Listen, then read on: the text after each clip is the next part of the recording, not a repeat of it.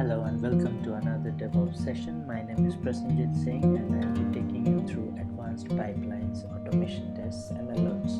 So, in today's session, we will be discussing more on the declarative pipelines and scripted pipelines, which we did earlier, and we're trying to do advanced use cases out of it.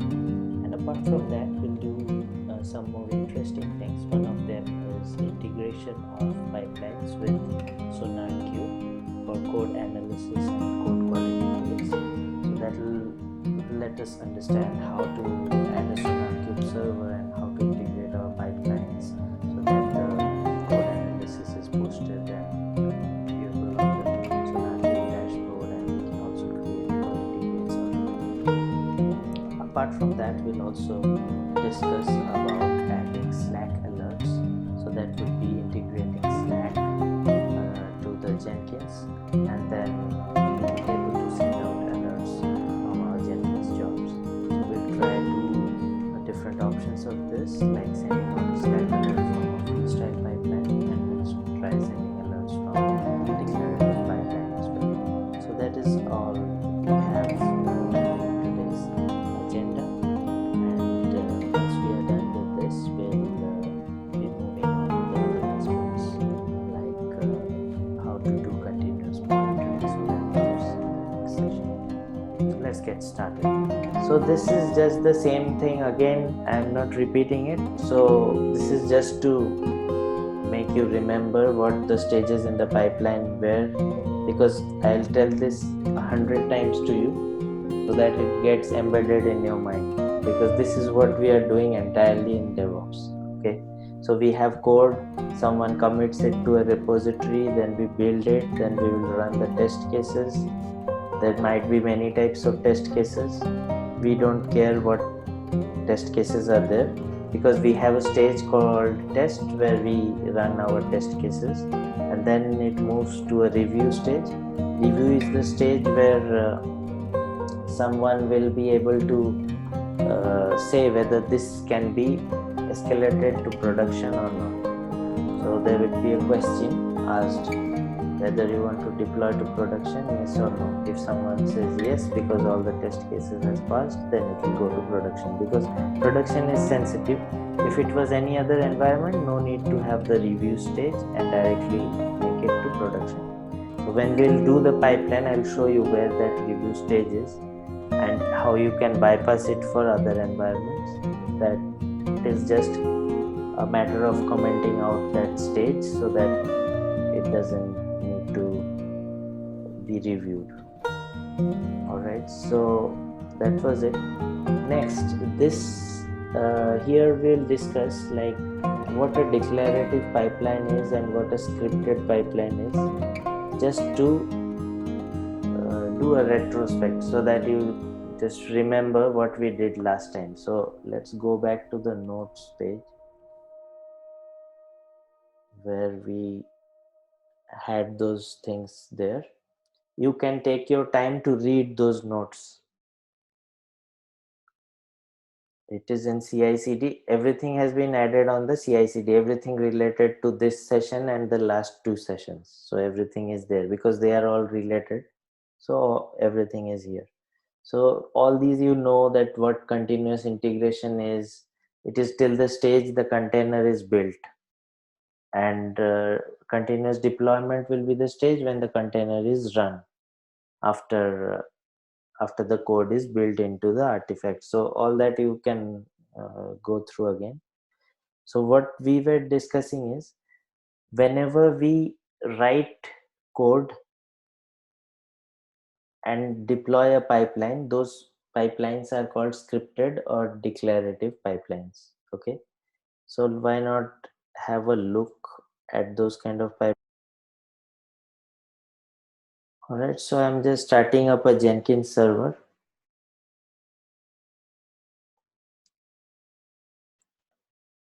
And in this Jenkins server, we'll try to rerun our past cases, and we'll do it. We'll understand like what the scripted pipeline was, what the other pipeline was, declarative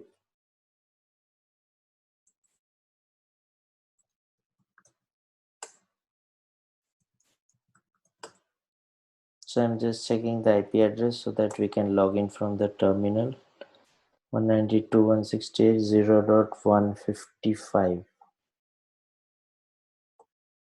All right, so opening a fresh terminal, DevOps @192.168.0.155. So that takes us to that Jenkins server.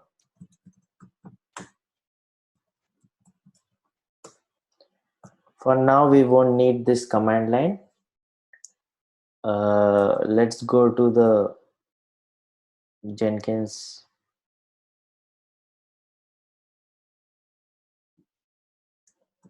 dashboard, and then we will try running those old jobs. It should be there. All right, so let me show you the scripted pipeline which we did last time. You remember we did a scripted pipeline and we had some test cases there, and we configured OpenBlueOcean and saw how that pipeline was running. So it's the same pipeline. I'm just trying to show you the difference between scripted and declarative, because this question is asked most of the time. So let's very quickly go through what pipelines we have covered already so that there is no confusion. First is, you can have a pipeline just created from a freestyle mode. So how do you do that? Just new item and select freestyle. And if you want to select those scripted styles, you have to select pipeline. Okay. So if we select a freestyle, what happens? We get something like this. I'm going to configure to show you. Oh, sorry. I'll show you the freestyle, right? So this shopping cart, which we did our first project. So these kind of pipelines will have a form where you put the IP, I mean the address of your repository, credentials if required, if it is a private repo, and then the branch name if you have a branch from where you are pulling, and rest of the things if something is there, then apply. Then for these pipelines you just build it and it builds. But these pipelines have some problems. For example, you don't know what is going on, you don't see the stages, everything is in one console logs and so on. And these are independent of every project. Like if I have a develop branch, I have to create shopping cart develop, because there is only one branch that can be defined in this place. You can see there can be only this one branch. So if I write master, it will only create from master branch.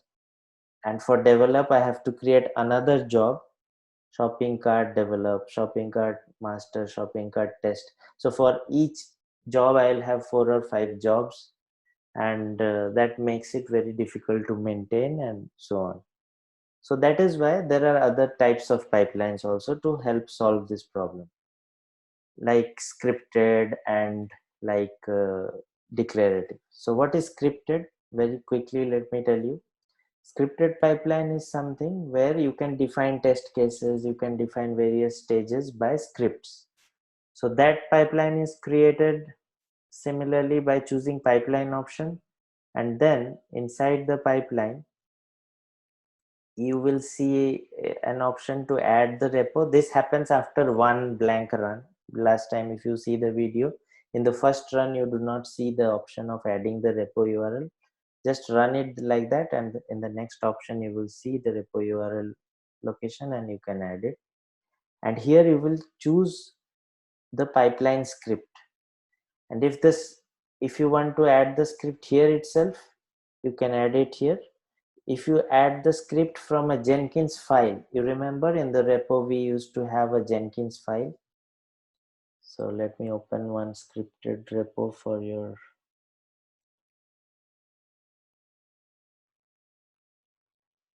Okay, this one has a scripted. So a scripted repo will have a Jenkins file like this. So this code actually takes care of the steps. So whatever steps happen, first step is source, means checking out the code from the repository. then building it using whatever commands you use to build. Then if there is some testing, you can add that stage. If there is deployment to do the Docker run, that is not here in this pipeline, but you can similarly copy this much, add another stage, just like these are all stages. So if you copy this and add here and write deploy, and there you write Docker run, your run command, the flash cap, then that pipeline will also deploy. So these kind of pipelines where the code is mentioned using a Jenkins file or directly the code is pasted here, these are called scripted pipelines. Similarly, declarative pipeline is also same as what scripted is. Like you create it the same way, you choose it here, pipeline script from SCM.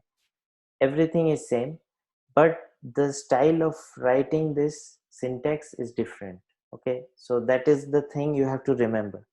Whenever you see a pipeline code beginning with the syntax pipeline like this,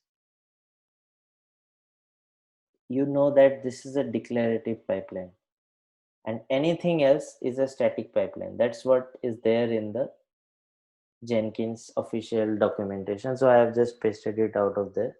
So anything where you see the beginning with pipeline, that is a declarative. Anything else script. So that's how you identify. And there are some other options, like, let me give you some idea on that. And then I'll tell you why these two types. Why not scripted means only you can use the scripted. Why again declarative has come into the picture to make things more complicated. So there is no hard and fast rule that you have to use this or that. But I tell you, like, you use the declarative all the time. No need to use the scripted, because that is the newer version. So from now on, people will keep using this style. But the old one is still there. Maybe you go to a company where there are some scripted pipelines already existing. So it should not give you a shock. So that's why you should know both the ways of working. But there are some advantages, disadvantages. So declarative has some advantages and some flexibilities. So that's why it is being adopted more right now. So the difference is quickly to identify. Whenever you see a pipeline block beginning, then you know this is a declarative pipeline. Also, one more distinguishing feature is declarative pipeline will have steps inside this stage. Okay, but a scripted pipeline will have it a bit different. Like inside the stage, directly that command will be written. There is no steps. So this is the only major difference. So using that, you can understand which is a declarative and which is a scripted pipeline. Otherwise, they are both pipelines which run using scripts, and no one from outside, I mean, who doesn't look at the code and just looks at the execution. Like if you look at here, you will just see the stages and whatever happened in each stage. So that you will see. For example, if I build this one, you will see that a new build has triggered after some time. If we have clicked it, okay, the build is scheduled. So here the new build has triggered, and now you will see the stages. Okay, so there is one stage where you pull it, where one stage when you build it, test, approve, and deploy. So this one has failed. Maybe something had changed in this repo. Okay, the Jenkins file name has changed. So it was searching for Jenkins file, but we have two kinds of Jenkins files here. So if we are trying to run the scripted, the name should be this. So if you put the correct name here now, then it will work.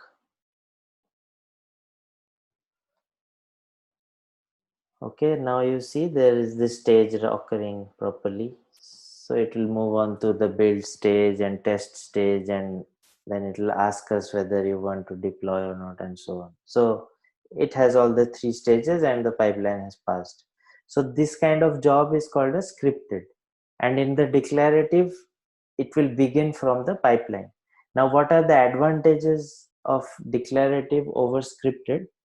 In declarative pipelines, you can define multiple steps inside a particular stage, so that helps you to catch the error more better in each step. Like, for example, if I write all the steps inside a scripted and one of the commands fail, then I exactly do not know. It will say that stage build has failed, but here it will say build has failed, but this particular step inside build has failed, like the docker command has failed, or which exactly part has failed, that will be notified. So that way it is more informative.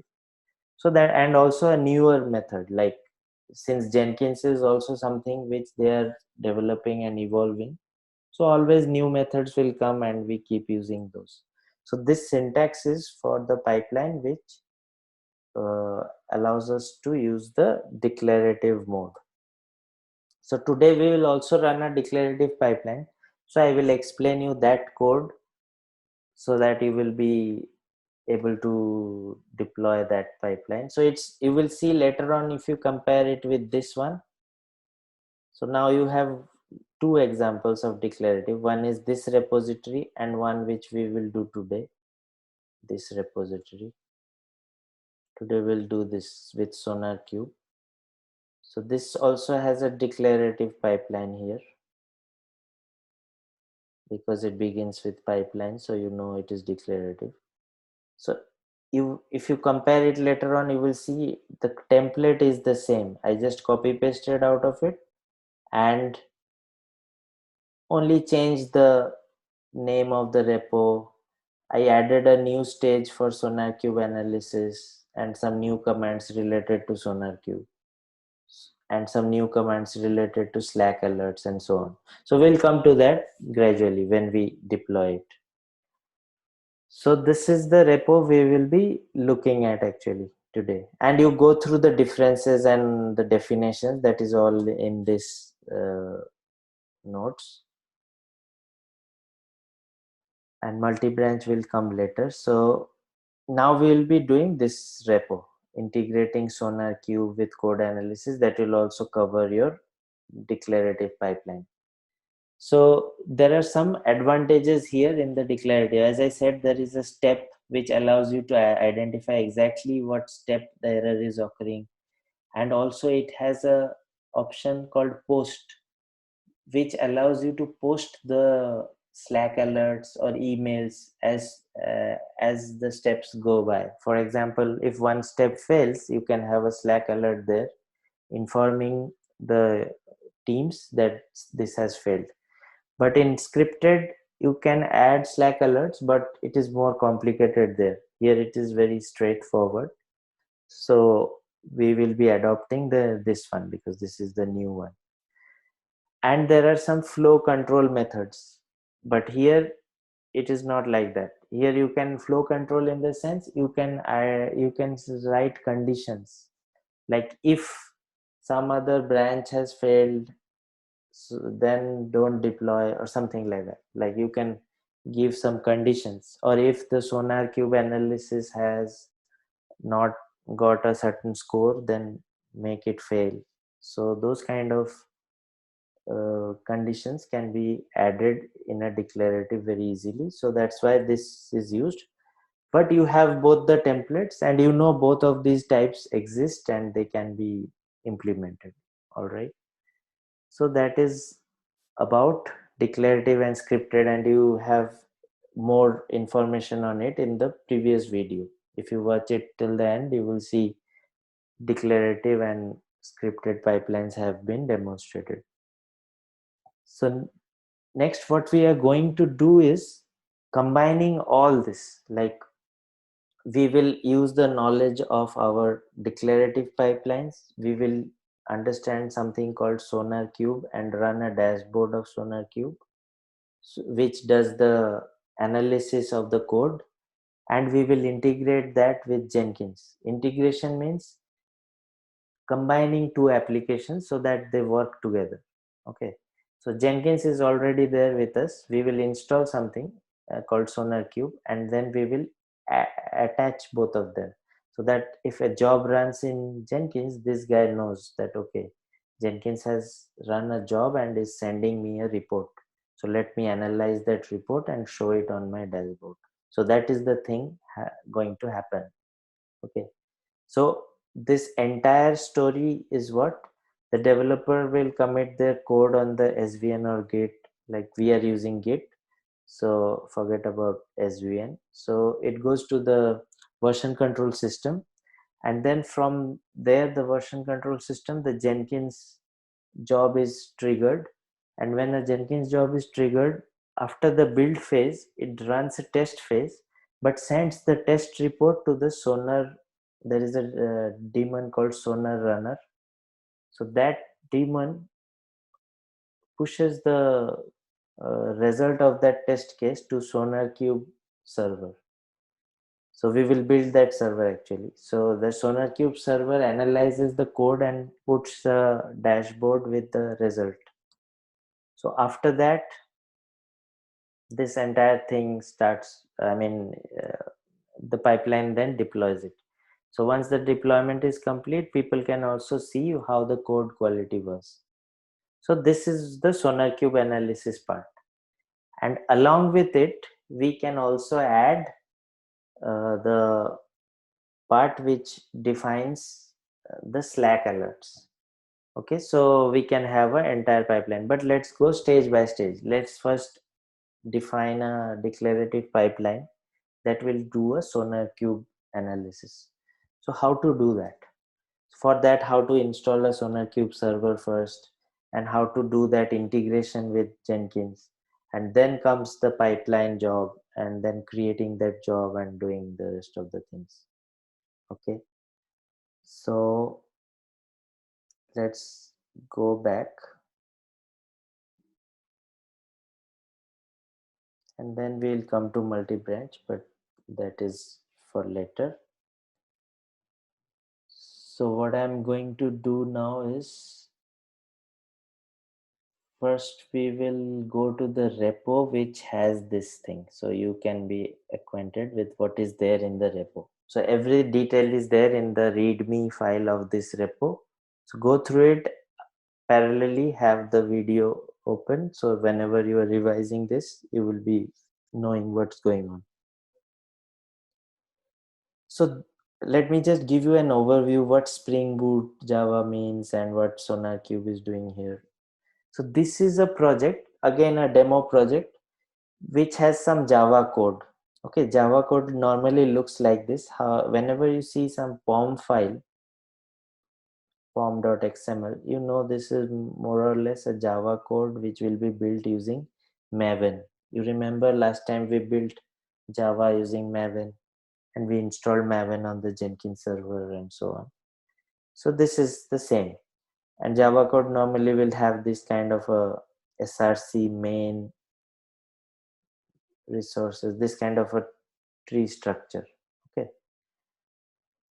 Okay, so we have a Java code repository, and if we want a pipeline to be added, we add a Jenkins file and write the code inside it. That will come later. So for building this repository, we have some prerequisites.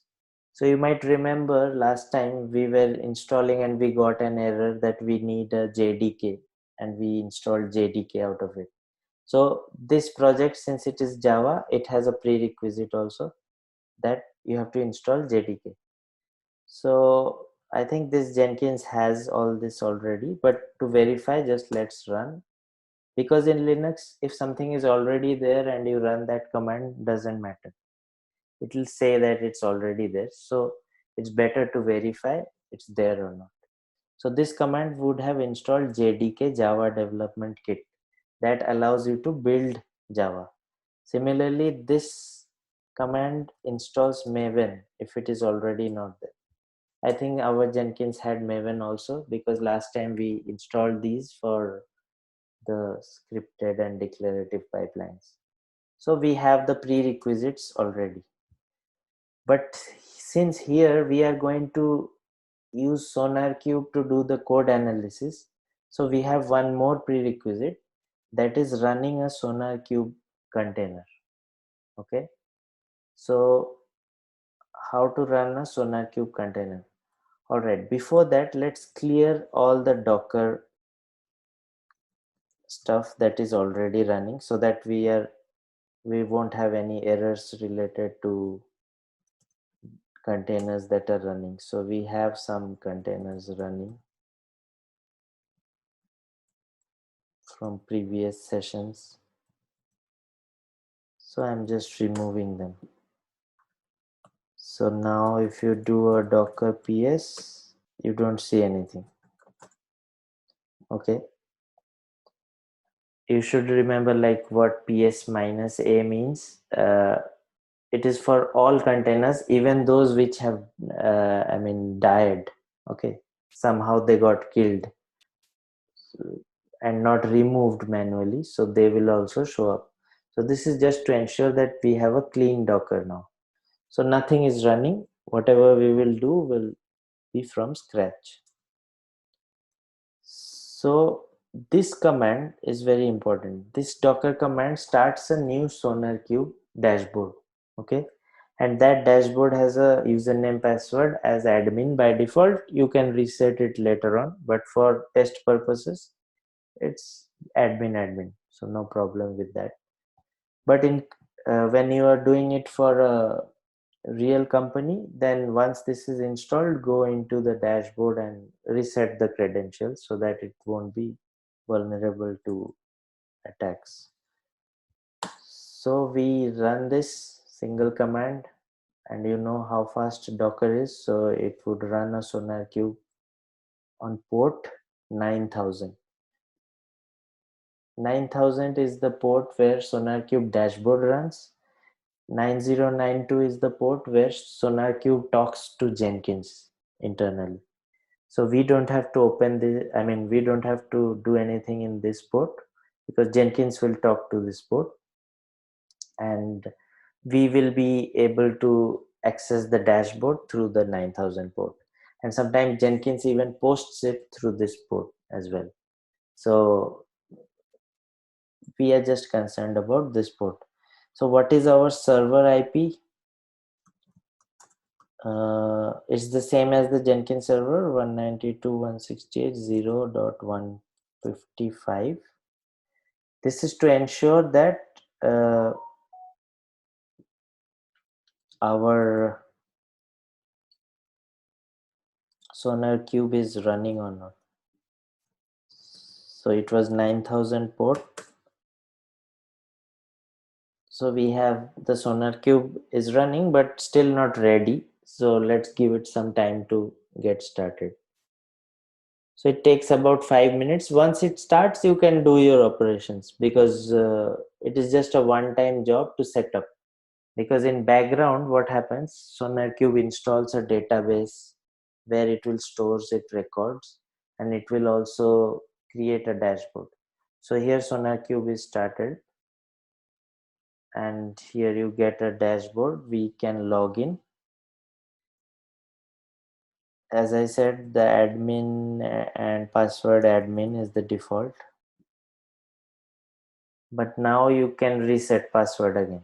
Okay, so you can go through this dashboard, but we don't have to do much here. The definitions and rules are normally done from the development team because they know which code is critical, how much should be a passed score or failed score, and so on. So for us, having this dashboard up is the job we need to do, and getting it connected to the Jenkins jobs so that the job, when they run, they can post the results here to be analyzed and reported. Okay, so dashboard is ready. First prerequisite is done. So these were the prerequisites for running this project. Okay, next is configuring SonarQube integration and analysis with the CI/CD pipeline, and then will be the Slack alert that comes later. Okay, so we will be focusing on this part. There's nothing written here because the next what I will be doing, you just have to see like what are the steps to do that SonarQube integration and analysis. We have the plugins in place, so I was just confirming. Next step is to create a job which has the SonarQube step there. Okay, so let's create a job with this name. Whatever is the project name, normally you should have a job name with the same name. So what is the name of the project? Java Spring Boot SonarQube. So what type of job we will select? We will select a pipeline job because in our code we have a Jenkins file. So always notice this one. When you have a Jenkins file, you will need a scripted or a declarative pipeline, because we have a Jenkins file here and we want to do it with these stages. So we know this is a declarative pipeline. So while creating the job, we select a pipeline and okay. And in the pipeline, again, you write a description and discard old builds. We can keep 10 builds. Build triggers. For now, we are not concentrating on that. Pipeline script. We can do two things. Either we can connect here and say that code is in the Jenkins file. That will also work. But now I'll paste it there. Why? Because this code contains many stages. What are those? Let's first see, then you will I will tell you why I'm copying that and not using the Jenkins file. So here this code has a stage. First it starts and goes into the stages block. Inside stages block, like in a code, you have a beginning brace and a closing brace like this. Let me copy it to a IDE so you will understand better.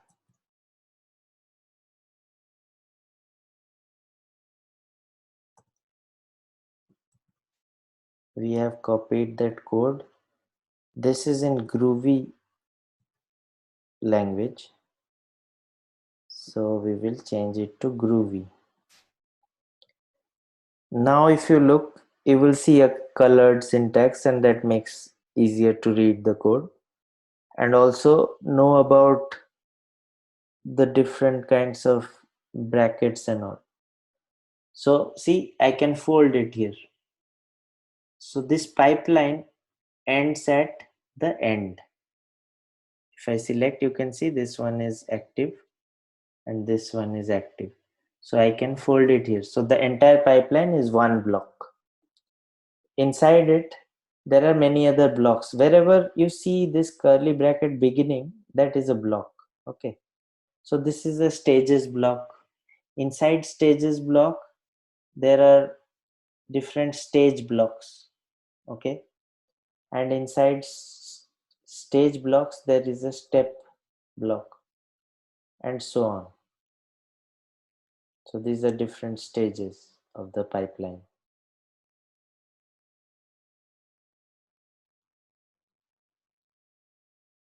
And here the stage ends, and this is another block called post, and this is the final block which ends. So that is how this pipeline is scripted. Okay.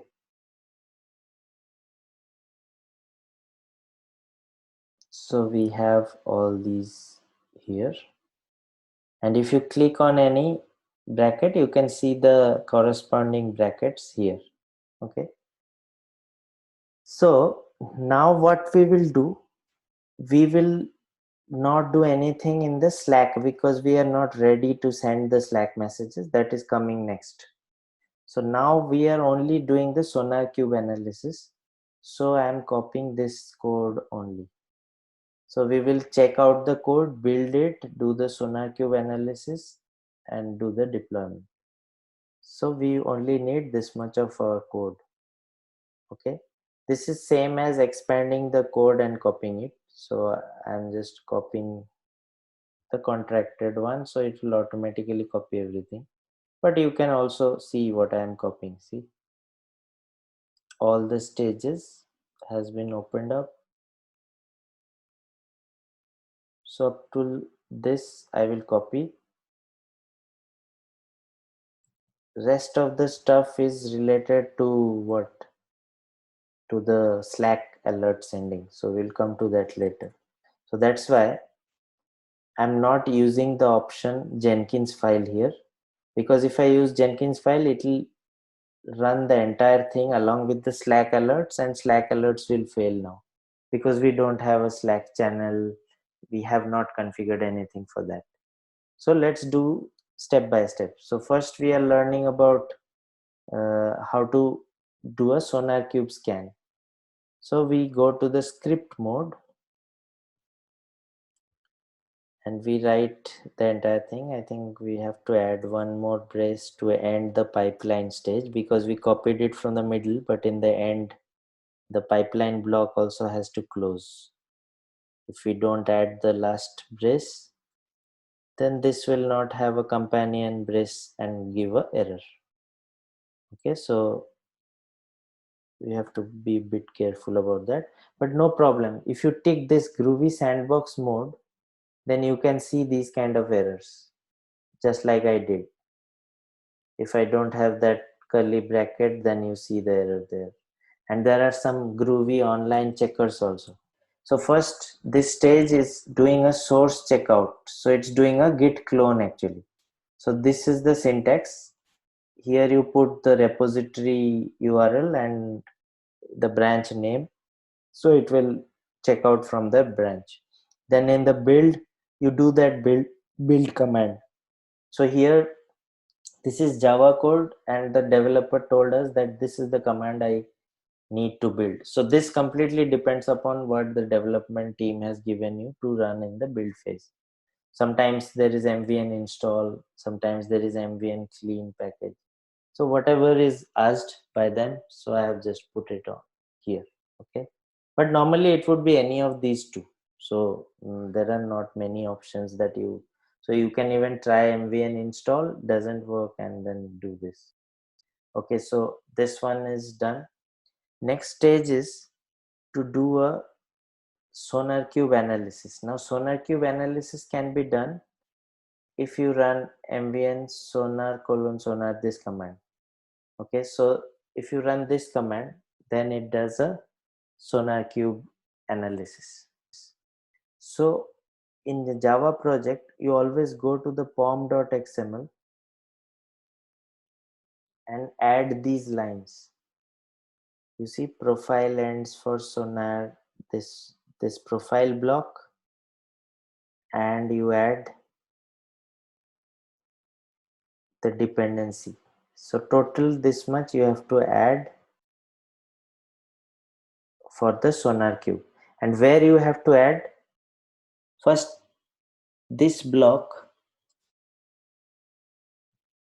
you see dependency begins with this comment that this is added for SonarQube. This dependency block will be added under dependencies. In every POM file, there will be a dependencies section. So just go inside under it and add this block. Copy and paste, no problem.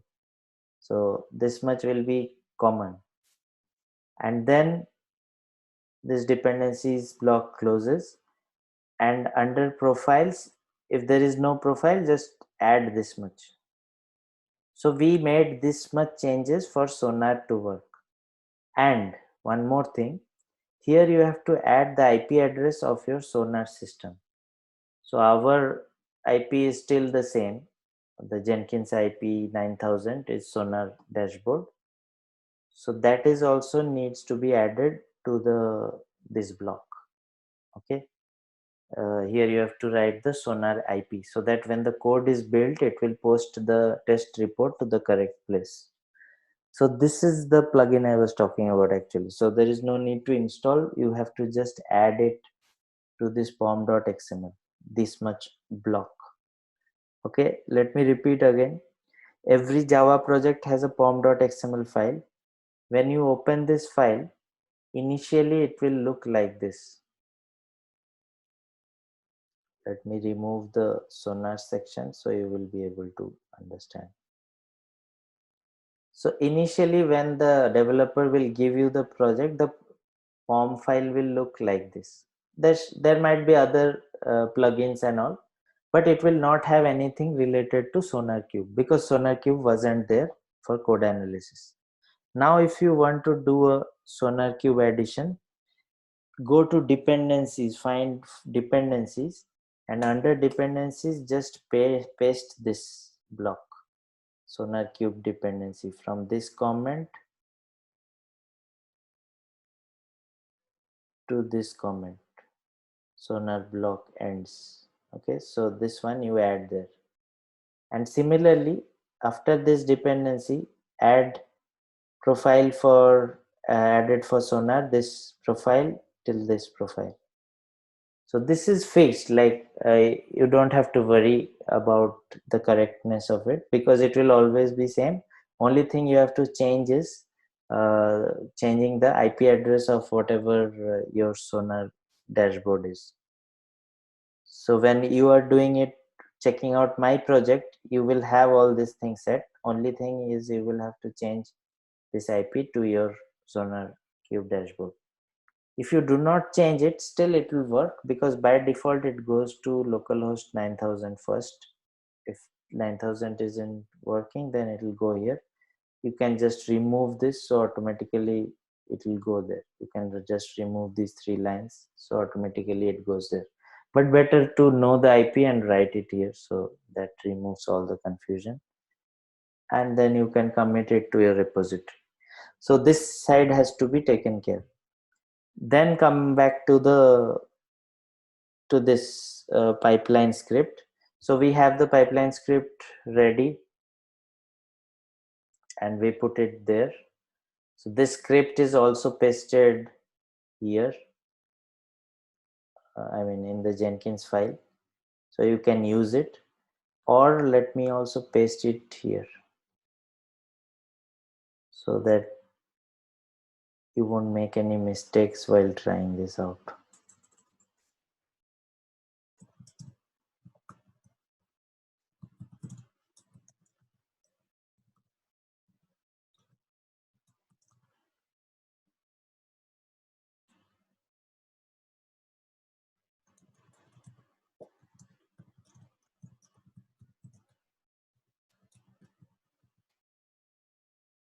Jenkins script means this one, pipeline script.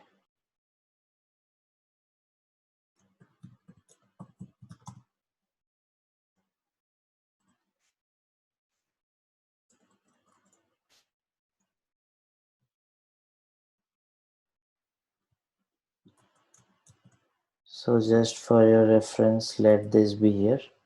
So this part is without the Slack alert, so you can run it. And this is for the Slack alert, so that will come later. So you have this also here. So you can directly take it from here and paste it here and apply and save it. So now the job is ready to be run for the first time with the SonarQube. And here you can see SonarQube is empty, nothing is there. Once the code analysis comes in, you can see a report here also. So you build this.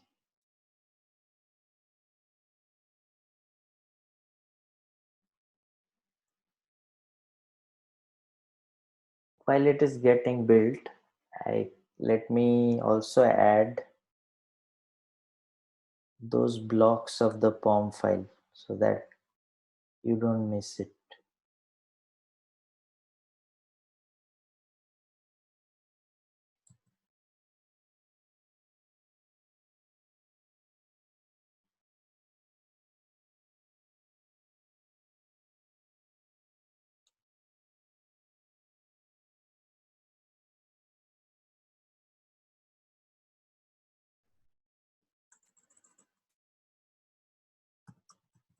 Before running the job, ensure the following code snippets are added to the pom.xml file. Number 1,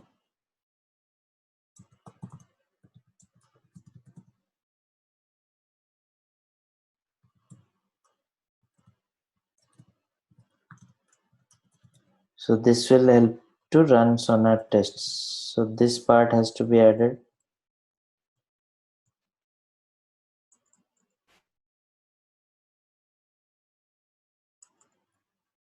Number 1, to be added inside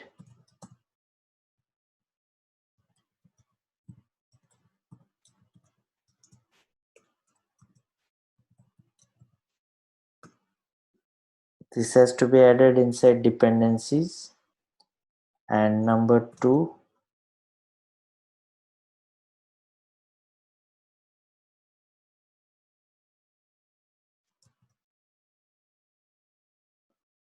this has to be added after dependencies ends. Okay, so that you should keep in mind. Profiles block to be added after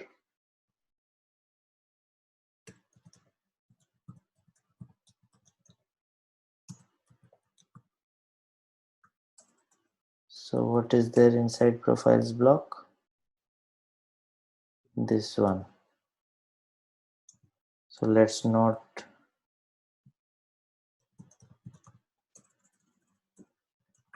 replace the IP with IP address of your Sonar server. So this is our Sonar server wherever it is installed. Since we are doing everything on that same Jenkins server, so you will add the same Jenkins IP. Okay, so we are good here.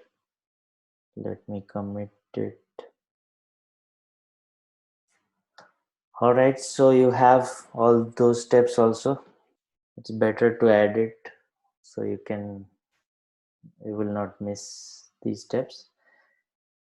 Okay, so here coming back, our steps source is fine. It has checked out the code. It has built the code. It has done analysis also, which is good. Now it is asking for our approval to deploy. I told you there is an approval step if you want to proceed or not. So people can look at the reports and say whether it is approved or not approved. So here the test case has passed. Because this was a dummy code, so there were no bugs and all. But if there was a bug, there it will show the bugs here and all. And they can go even further to check what is there inside that, what is the bug type, whether what were the test cases that were run, this was the code, what was inside this was something which there is an error which they don't want it this way, so this is a code quality issue and so on. So analyzing this is not generally our duty. Our duty is integrating so that we automatically get whether this test case passed or failed. Okay, and as you run more and more jobs here, it will keep on adding different test cases for different projects. Okay, so this is our demo project, so this name is demo. Okay, so that way it will keep on adding different projects and test cases. Now going back to this one, now if I am satisfied that this is passed, so I can approve this, proceed. So then it can deploy it to any environment. So now I have just put a dummy deployment, so it deploys somewhere and it says it's fine, good to go. So the job is over. Now if you look at the console output, you will see the same steps going on. Like first code checkout, then code build, then this is the build. Then from here it starts the SonarQube analysis. So this is all the test cases running. It was also successful. It was posted on this. This is what the dashboard of SonarQube. So that part was done. Then it was asking whether to proceed or to abort for deployment. We said yes, proceed. Then it went to deploying into the server and successful. So that is the life cycle. You can do the same thing. The same analysis using Blue Ocean also. Like you can have a better view because that plugin is already installed. So it will be a good way to check how that looks like here, because now we have a lot of stages along with the analysis, so we can run this job again and see how it looks like. Okay, so it is waiting for the job to start. Now the source code is being pulled from GitHub, so it will keep on showing the pipeline stages and the animations of that stage.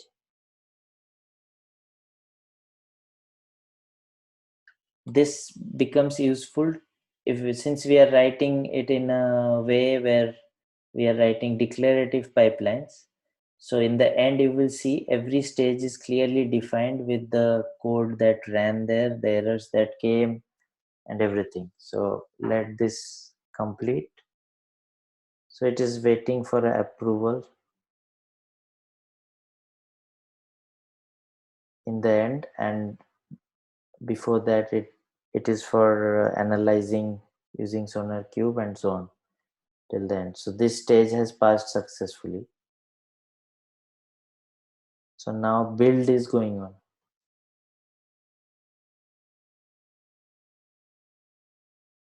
If I click it, I can see what command is going on in the build. And if I want to drill down, I can see what is the different things that is occurring. If there is some error, it will show up here and so on. But parallelly, if you want to see it on the Jenkins, then you will see the console log there. So that way, this pipeline moves on. And once everything will be deployed, it will move on to the next phase. So normally this one, like OpenBlueOcean, tells you about in a graphical way, it tells you what stage the pipeline has reached. Token, so you get a lot of information here. And as we read earlier, if something can be deployed below 20 minutes to any environment, then CI/CD it's a good implementation of CI/CD. People do it much faster, but the maximum time for DevOps standards is 20 minutes for a pipeline, maximum. But normally it happens in under 5 minutes in real-time environments. It depends on how powerful the Jenkins server is, internet, and everything. Because now you think, I think the internet has slowed down a bit, or our server is not having enough resources because we are running it on OpenBlueOcean mode. So it is taking a bit of time, but normally it will be around 5-10 minutes to do all this. So now the test cases are running, and once the test cases are done, then the SonarQube analysis will happen after the test cases are posted to this dashboard and so on. Okay, so we can just let it be and it will end in some time. So once this is done, next we will move on to doing the Slack integration, which we had removed from that pipeline. So once the Slack integration is done, then the final thing that remains is looking at the multi-branch pipeline. That is the very short thing to cover. Like you have done this pipeline, you will just have to see how you can apply to multiple branches at the same time. So we'll go to that. Let this build end. So now the Spring Boot application has started and the test cases are running over it.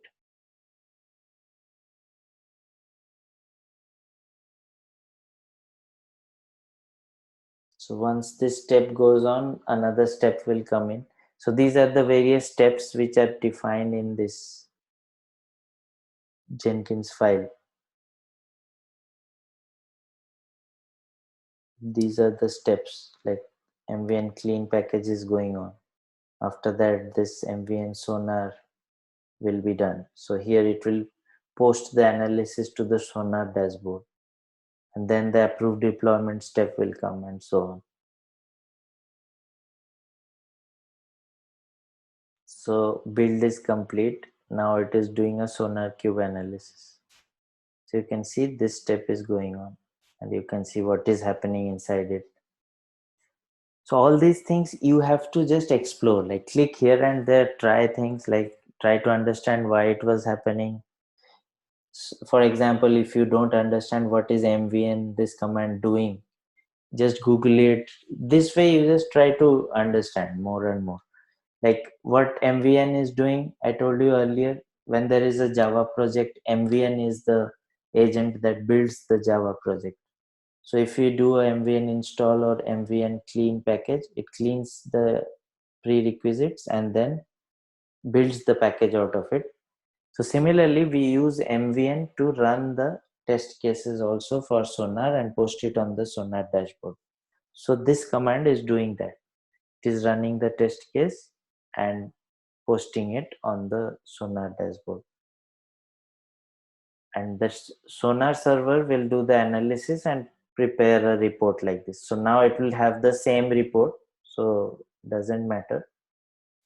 But just for demonstration, it's same. If it was a new code or a new project, then it would have added another line with some different results.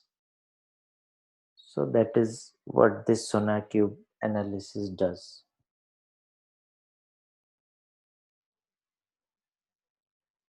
Okay, so this one is taking a bit of time. We can also analyze like how the server is doing. So you can see there's a lot of load on the server. I think I told you once in the previous session that this number is directly proportional to how many CPUs you have. Like for example, here we have CPU 0, means only one CPU is there. If there were multiple CPUs, you will see CPU 0, 1, 2, 3. That means 4 core CPU and so on. So as many CPUs as you have, that many, that now this load should be less than that. So actually in our server, it should be less than 1, but it is 5 times more the load now. So that's why things have slowed down here. Actually, these are all resource intensive jobs. So they require a lot of memory and CPU to get going. So once this job is over, we can cool it down by removing all the stuff that are running right now. So it will come down a bit, then we can run the next job. All right, so let's wait a bit because we have already completed the analysis, and here it comes to the stage where it is asking whether we want to deploy or not. So I click here and it is asking me proceed or abort. So let's see what happens if we abort this time. Last time we did a proceed. So if I abort it, it will stop the deployment here and end the process. So, okay, so it has completed because we did not do a deployment. So it was aborted and the process ends here. If you go back here, you will also see the same outcome, that it was aborted in the end. So it was built, tested and everything, but we did not deploy. So that is fine. But the analysis was already done and it was sent to this dashboard. Okay. So this new report will override the old report. Okay. You will only see the time here that this is the last analysis done. So that is how it is. And so this is how you will add a sonar cube. Try this one again. So the highlights are, you have to install those prerequisites which are there. Next, you have to run a sonar cube dashboard by this command. That will run on the Jenkins server on 9000 port. So open 9000 port, login admin, and you will be able to see the blank dashboard. That is one part. Second, ensure that your POM file has these blocks. Normally, if you check out my repo, you will see those blocks, but this is just to remember whenever you get a new repo which does not have SonarQube installed in it, make a point to add this block under dependencies and this block under profiles. So after doing that, check out the pipeline code, take this code and add it, change it with your repo URL and run it. So that is all. Now comes the stage. For example, now everything is set. For example, now we want to add an alert in the end, like the job succeeded or failed or whatever happened. We want to inform it to a Slack channel. So how do we do that? So for that, there is a Slack integration with Jenkins. So that is a lengthy process, kind of lengthy, not too much, but you have to do certain things to get Jenkins work with Slack, and so that it can add or delete your alerts and forward it to your other channel Slack channels. So we will do that right now. Before that, let's just ensure like what happened to our server load. See, the load has dropped. It told like if it is less than 1, that means the server will be fast. So how did it drop? Because those jobs have ended and the server is back to normal. So that's fine. And let's see whether, okay, SonarQube is running, so we don't have anything else running, so we are good. Let's go back to adding the Slack alerts. So how do we add the Slack alerts? There is some code snippet also for the Slack, but that will come in the end. So this snippet has to be added to the Jenkins file here in the end. So that will come later, but before that, some preparation has to be done on Slack. So first you will go to your company's Slack channel. So every company will have their Slack channel and you will have a username. So I just created a dummy Slack channel. For testing, you can either create your own Slack channel or use mine, assuming that this is your company. Or you can just go to slack.com and create something. Like you can just do like this. To test it out, you can create a new workspace. Okay. So here you put your email and then it will add you for a it will ask you for a workspace and put whatever workspace name you want. Like I have put this bean pipe, this is organization name. So you can add your say XYZ organization org or something.com, anything like your company name, whatever, Microsoft, Oracle, or whatever. That is the workspace name.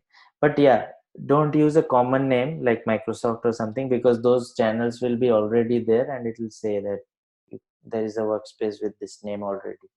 So you give a unique name that doesn't exist already. So once you create a workspace and log in, it will look something like this. So that creation part, I'm leaving it to you. So you begin by just create a workspace. First you have to log in. If you don't have an account already, I think you had it already. So you log into Slack, create a new workspace for your this experiment. You can just write Java 001 or something, anything you can name your workspace. And once you log into your workspace, you will see something like this. Or if you are finding it difficult, you can use mine. I will add you to this team also, like this channel, so that you can do the same thing yourself. But I would say you can try your own channel, because on Slack, because that's where you learn how to do the entire thing from scratch. Because if I give you a ready-made workspace here, you will just copy paste things.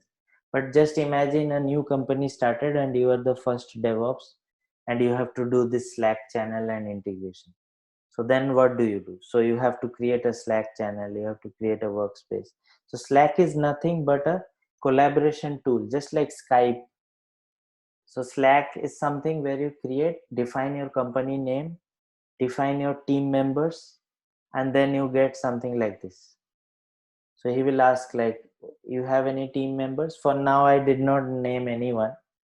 So I have only myself added in the team. So there is only one member here. Okay. So normally when you start it, a wizard opens up and they ask you, like, you want to add a team member, what is the email address of that person?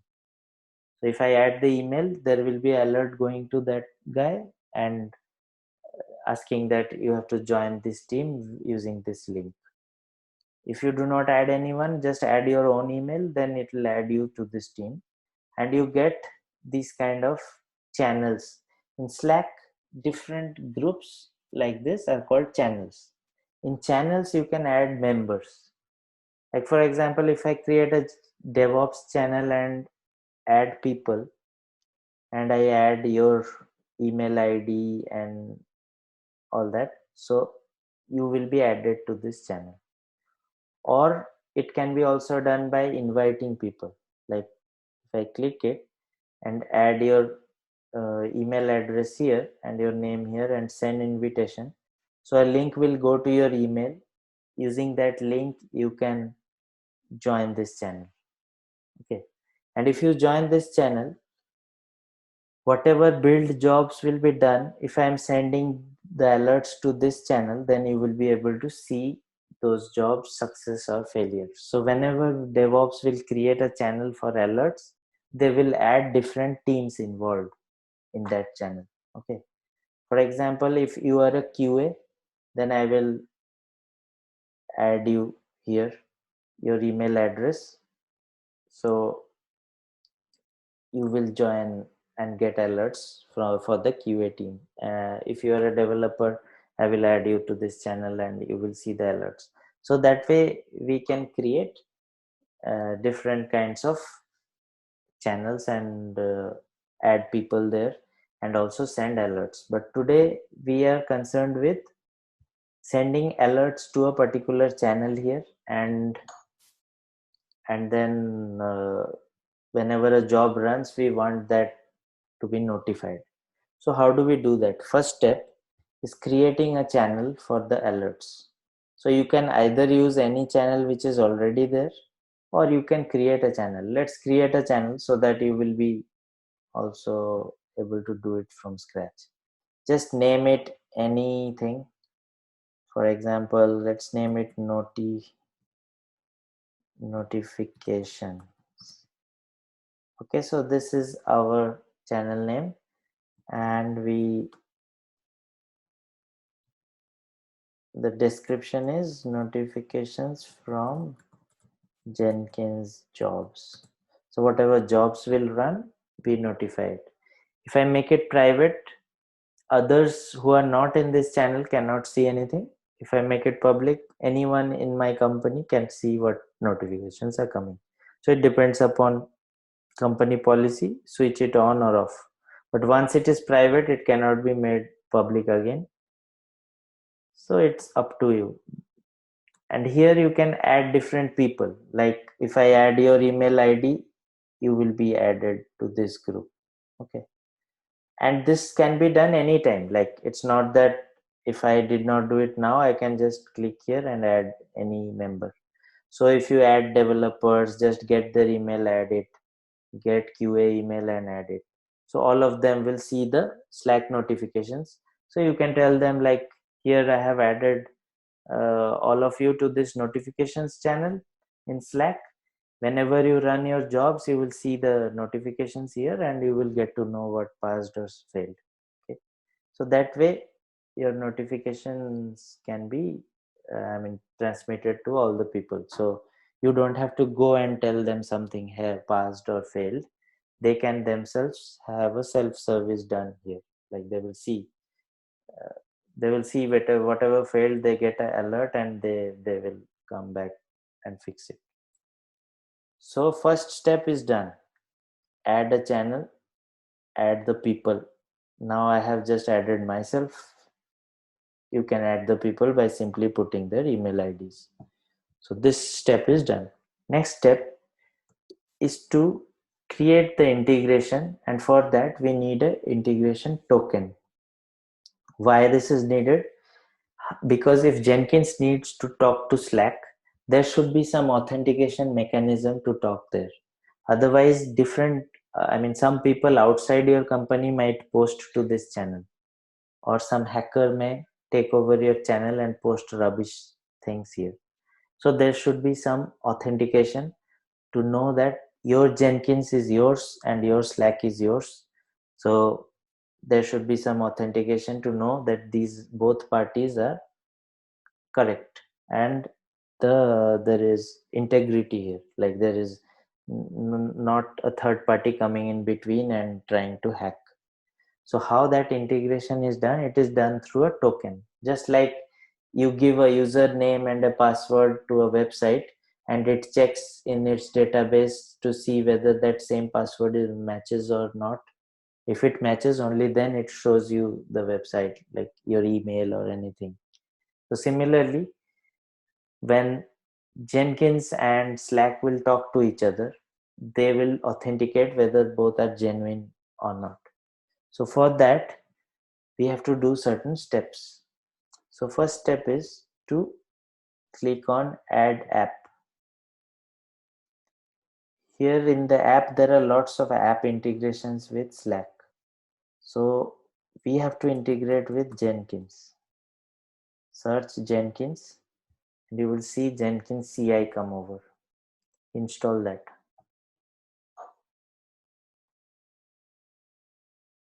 So it will take some time and it will install it.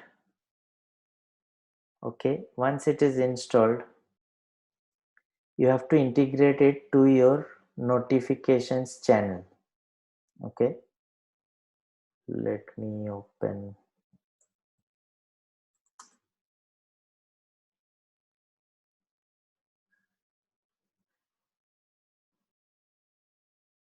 Sorry.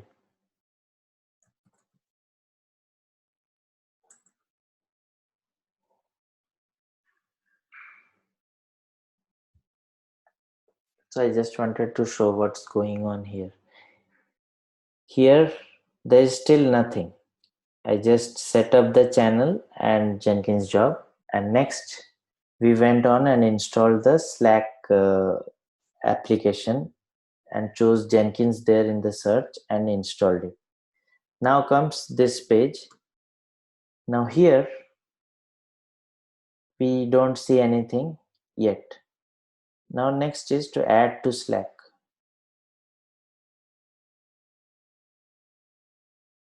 So here it brings a form. It says that this integration of Jenkins will post to which channel. Like I told you, when Jenkins job pass or fails, it should post the notification to a certain channel. So we can define which channel it will post to. So we have created a channel for that purpose, notifications. So we choose that and we say integrate to that channel. So now it tells that, okay, I will do it, but you have to add certain things on Jenkins. So rest of the steps we will follow from this guy. So you see, it's quite easy. Like if you reach till now, rest of the steps it will tell like what to do. So let's go about just following what he says and we'll do it. Meanwhile, I want to just show you what happened on the other side. You see, this line has come up that Jenkins integration has been added, because when we are doing this, it already knows that we are adding something to the notifications channel. So it has given a notification that this integration is being added. Okay, now it says go to the Jenkins dashboard, manage Jenkins, and search for Slack notification and install this plugin. Okay, so let's go back to our Jenkins and see whether that plugin is already there or not. If not, then we will have to install it. So manage Jenkins, manage plugins, available, and you check for Slack and search it. So you see there is a plugin called Slack Upload. So let's install it. And there is another plugin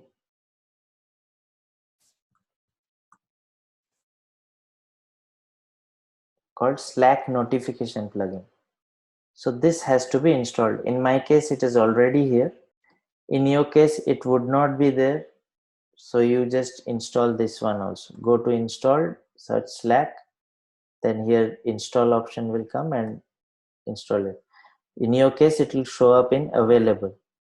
So install it there. And there is another plugin to add the Slack attachments. So I will install that one also. So you search Slack, there would be two installers coming in and install it. Slack notification plugin is installed in our case, and we also installed a Slack attachment plugin. So it is done. So that step is done. Step 2. Step 3, it says go to manage Jenkins and this, and you have to put your team name and this integration credential there. Okay, so let me show you what to do there. So go to manage Jenkins after that, and you have to go to configure system.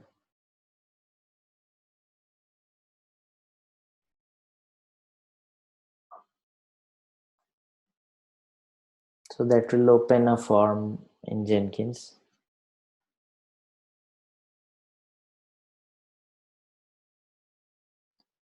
Here you have to update your correct Jenkins URL.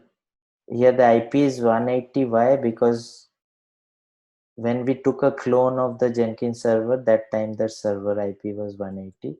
So whatever is the latest, put it so that you will get the correct alert. Next is there would be a Slack section here. Once you install the plugin, that Slack plugin section will come. Here you see this section. Now this one I had done it in a previous class, that's why it's here. But when you do it, it will be empty actually. Okay. So I'll show you again. So this one will be empty. So you will just write the name of your workspace. Remember what workspace you have created while creating the Slack account. This name, company name, that will be written here, not your name. So that workspace name will be put under workspace. Credential, this would be blank in the beginning. So what to do now? You have to click on add Jenkins. Here it will be global credentials. Here it will be secret text. These steps are actually not written in this guide because it is showing some different steps here. But just observe what I am doing and you will follow the videos so that you will be able to do it. So what I have chosen here, secret text. And in the secret, you paste that code which this guy is providing here. Integration token.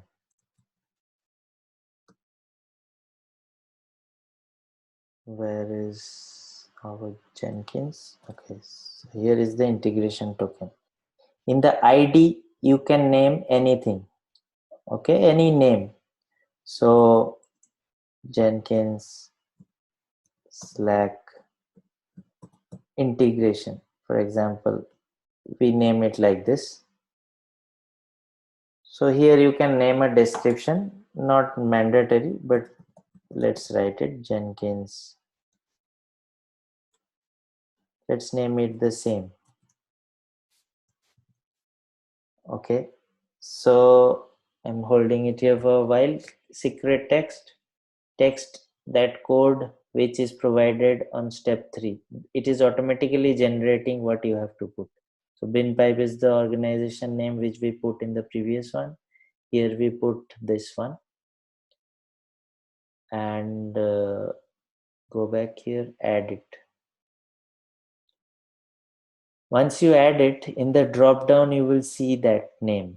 Okay, forget about this one. This one I had run previously, so it is also there. But in your case, you will, whatever you create, it will come in this drop down, none and that one. So you choose that one. All right, because that contains the key to your channel. Next, write the channel name. This channel is for notifications, so we will add notifications name here.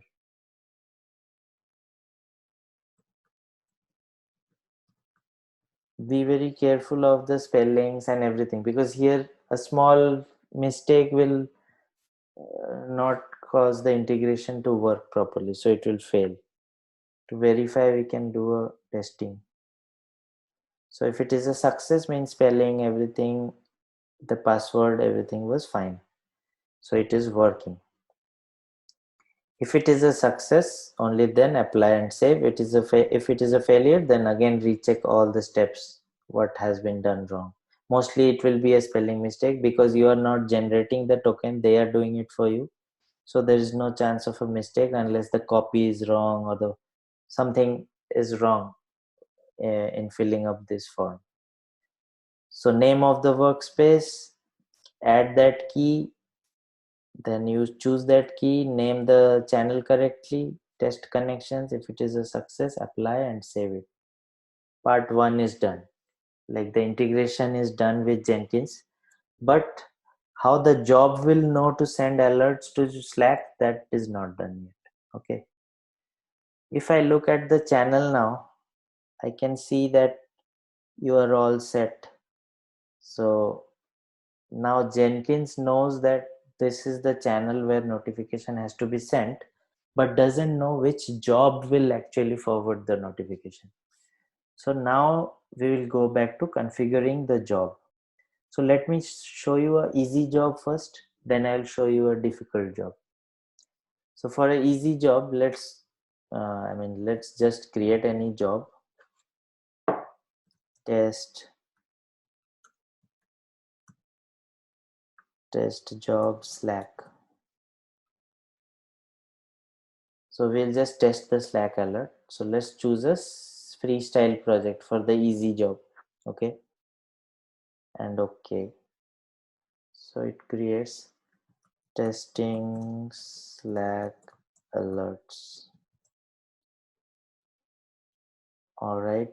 So here we are. Let these things be, because we are just testing. Here you can choose any project. So let me go and choose some simple static site Docker will do, because we'll just check out code and see. Our aim is to check the Slack alert, so we can do anything. So we put it here, credentials none, master. Okay, for the Slack alerts, where do you put that? Build and all depends. Like if you want to build, if you want to do Docker, execute shell, whatever step is there, that's there. Next, where to add the Slack alerts, it's there in the post build actions. Post build, once you install the plugin and do all these steps, you will see Slack notifications coming in the drop down. If this is not coming, that means plugin is missing, or your integration has not been done properly till this stage. So recheck that again. But mostly if you have done everything correctly, you will reach here and select Slack notifications. Now it says like what are the circumstances when you need an alert. when the job starts, when the job is a successful, when the job is aborted, when it is not built or failed, then when it is unstable. So these are mostly the good cases and failures. So regression and all these are not needed. This is like if someone is running a test again and again, or running a job again and again, notify it. And you can even check every scenario. It depends upon how much alerts you want. Some people, like some teams, say we just want a start and a stop and a success, we don't care about failure. Some teams say like only send us alert when there is a failed job. When it is passed, no need to see, like because it is already passed, what to know. So it depends upon the team demands. So these are the options you can select. Then go to advanced. Here you can choose, you have to fill up the rest of the things again, like this is the name of the channel, the workspace. URL if needed, nothing in our case. Credential, if you click here you will already see that, so you choose your credential. Slack token, that one.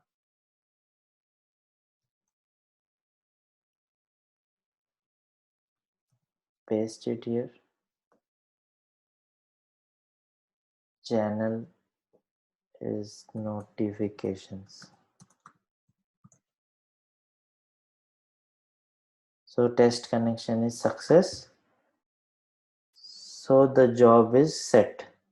Now if we run this job, it will give us a alert on the channel in the end. So now it is checking out code and all the stuff is happening. So in the success, if you go to the channel, you see the test job has started, the test job has succeeded. So you get all the alerts. Okay. So let's see if we can make that job fail. So you will see a failed alert also.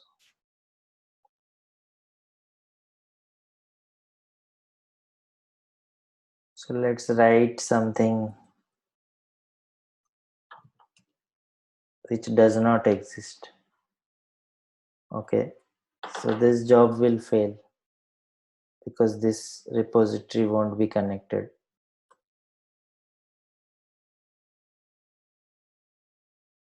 So you saw this job has failed because it did not work. Let's see what is there in Slack.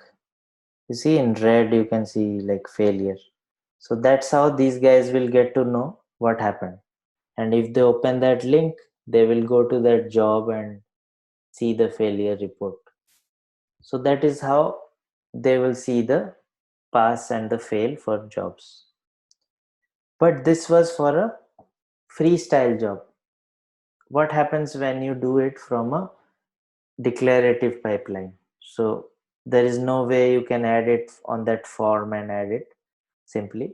So in a declarative, you have to add some code to add these Slack integrations. Okay.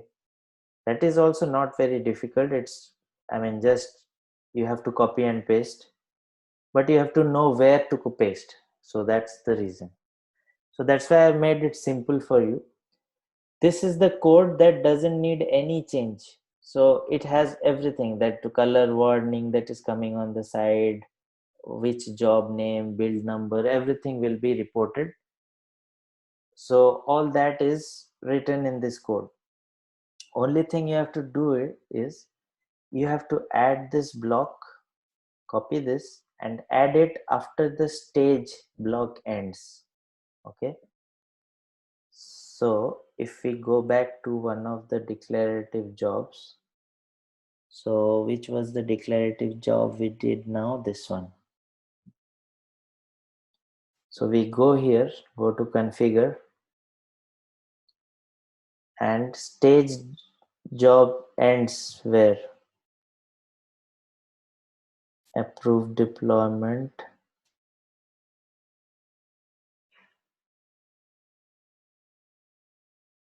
This is for steps, this is for stage, this is for stages. So after this, just leave one bracket and there you paste this thing, apply it. So this is one way. Other way is you can directly configure, and if you choose pipeline for SCM, you can directly mention the name of this Jenkins file. That also has the same code. This Jenkins file has the same code. So you will be able to see it.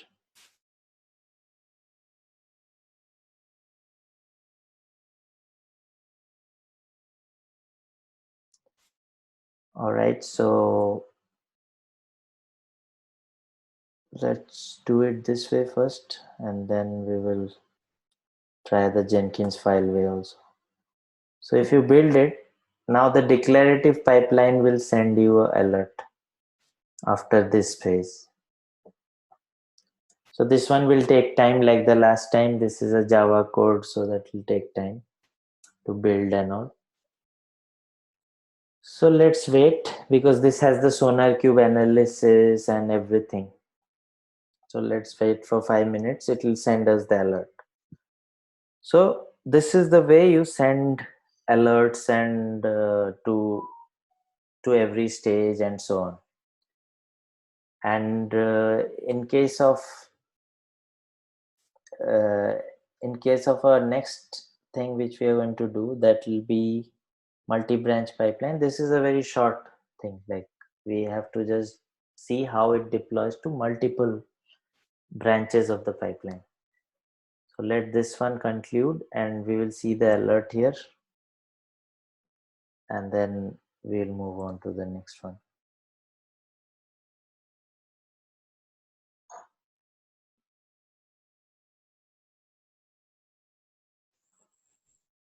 All right, so the SonarQube analysis part is complete. Proceed. Now it will send the alert. Okay, post declarative actions are done. Now if we go here, we can see success.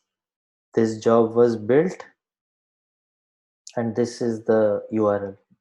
So if we go here, we see that the job has been built and we can see the console logs and everything. Okay, so that is how the alerts are done. Now if you introduce something which fails, again it will fail with it will write failure, and it will fail because we have written those stages here. Success, do this in this color. Failure, you put a red color and write this as failed. So everything has been defined, like success, failure, and aborted. These are the three conditions that happen in the pipeline. So it will be added. Similarly, one more last thing I would like to say here. If you want to configure it with a pipeline script from SCM, you can just write Jenkins file in the script path, or whatever the name your Jenkins file is. For us, it is Jenkins file only for this project. So here you can just write Jenkins file, apply.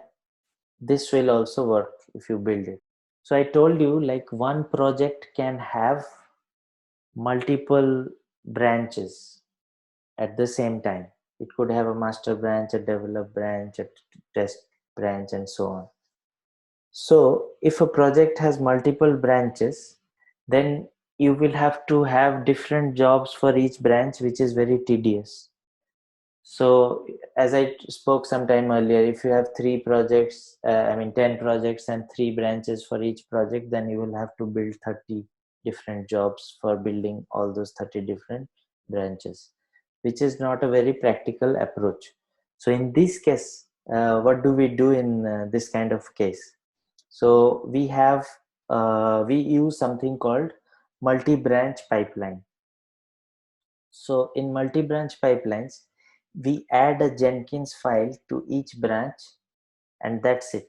That will automatically trigger the jobs and run all those pipelines. So let me just demonstrate like how that works in these cases.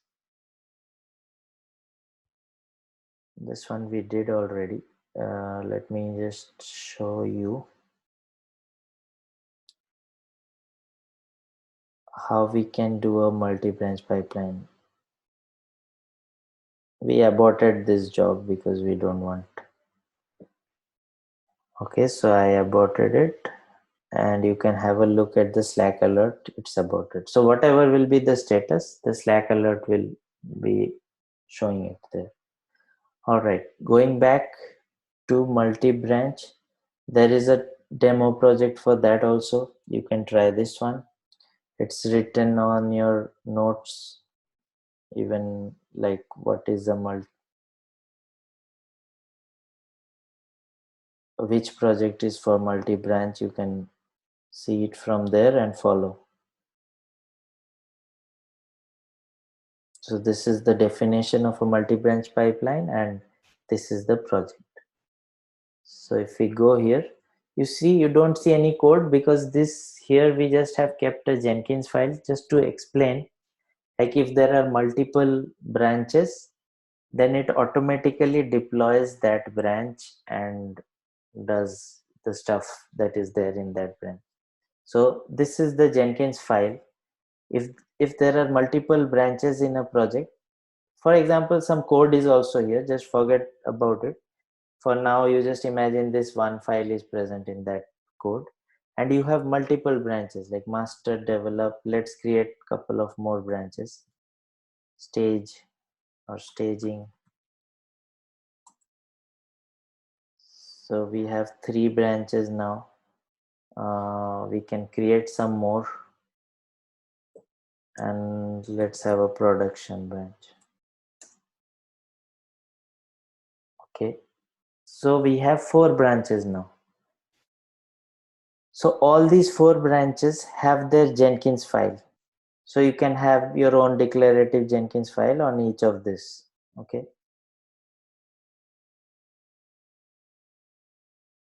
These files do not have to be identical. They can be different also. So you can just have your own Jenkins files on each of these branches, and imagine you have to build all of them together. You don't want to build one by one. So what do you do? So in those cases, whenever you create a job, you create new item, test job. Let's name it multi branch. So this is the name of the project, and I'm naming it multi branch because all the branches will be built together. And here you have to choose multi branch pipeline, and okay. Okay, test project multi branch. Here automatically it comes that this will be built by the Jenkins file. So without fail, you have to keep a Jenkins file in a multi-branch pipeline in all the branches. If any branch does not have a Jenkins file, then that branch will not be built. Okay, we can also prove this theory by removing it, but then we'll have to, let me do something. I just wanted to prove like it will build it for every branch but not for prod. So how do we do that? If we could remove this file, let's rename that file.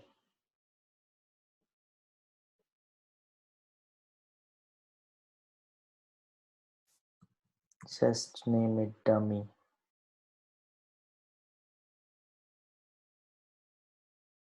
Okay, so here now we have prod branch with no Jenkins file. All other branches have Jenkins file. Okay, so going back here, it is already by default saying that it will build only wherever it finds Jenkins file. And then we also say that you take it from GitHub, and the repository URL is this.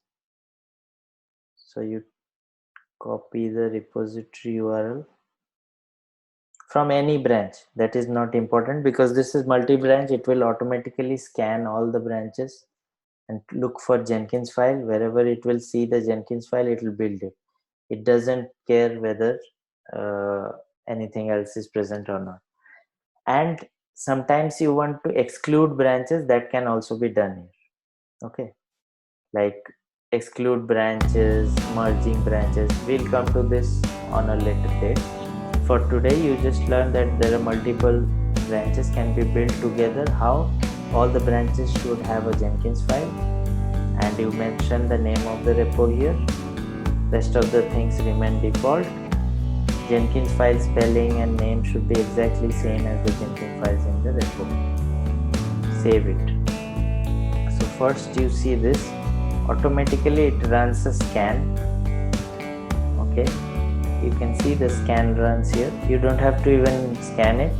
You can even scan it manually here. So it doesn't matter, it's the same thing. So it's scanning already, but since I click there, it says there is another scan in queue.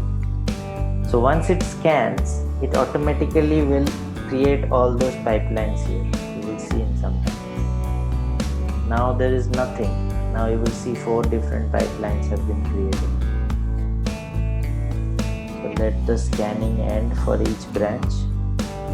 So here also you can see it is scanning the master development staging, but there is no production. Why? Because we removed the Jenkins file from that production and named it to dump. So it is not scanning that. But if we rename it again and scan, it will start building the production also. Okay, so this will take some time. Once the scanning is complete and you will refresh the page, you will start seeing the different branches are automatically building here. So that is how you can build all the 4 things together or 5 branches together. You don't have to create separate jobs. You just put your Jenkins files on each of the branches and it automatically does the rest of the things. So that concludes today's hands-on exercise. So keep learning hard, and today we covered quite a lot of ground, and you will need to practice a bit more on this so that you feel confident. We'll see you next time. Thank you.